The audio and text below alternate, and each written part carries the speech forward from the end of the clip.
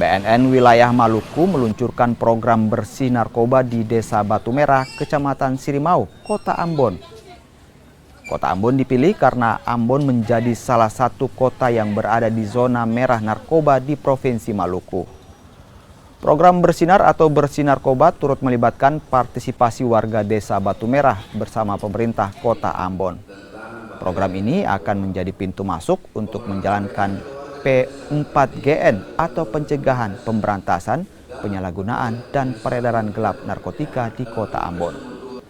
Selain program bersih narkoba, BNN Wilayah Maluku dan Pemkot Ambon akan melakukan kerjasama melaksanakan tes urin massal bagi ASN.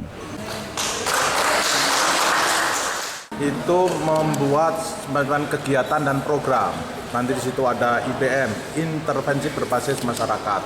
Kemudian pembentukan penggiat narkoba, pembentukan relawan narkoba, dan tentunya di wilayah Batu Merah ini harus bersih dari narkoba. Ketika ada jaringan narkoba, ya kita ungkap, kita proses, kita tindak tegas.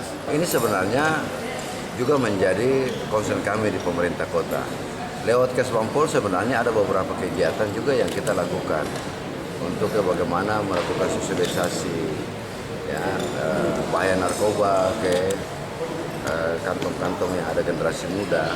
Tapi secara konkret tahun depan kita akan bersinergi bersama BNNP untuk apa?